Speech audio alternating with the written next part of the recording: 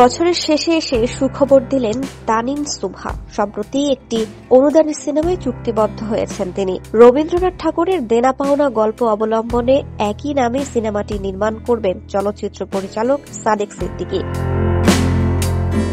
2022-23 অর্থ বছরে সাধারণ শাখায় সিনেমাটি 55 লাখ টাকা অনুদান পেয়েছে। এতে তানিমের বিপরীতে রয়েছেন চিত্রনায়ক অনিক রহমান অভি। নতুন বছরের শুরুতে সিনেমাটির শুটিং শুরু হবে বলে নির্মাতা সূত্রে জানা যায়। তানিম সুভা বলেন, ক্যারিয়ারের শুরু থেকেই সাহিত্য নির্ভর গল্পে কাজ করার জন্য বেশ উদ্গ্রীব ছিলাম।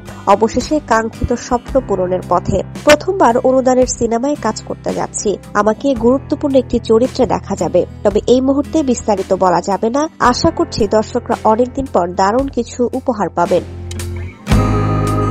চলচ্চিত্রের পাশাপাশি ছোট পর্দার নাটকেও অভিনয় করেন তানিম সুভা। তার অভিনীত ধারাবাহিক মহানায়ক ও রসের হাই বাড়াবাড়ি নাটক, এছাড়া কয়েকটি একক নাটক ও টিভিসি প্রচারের অপেক্ষায় রয়েছে।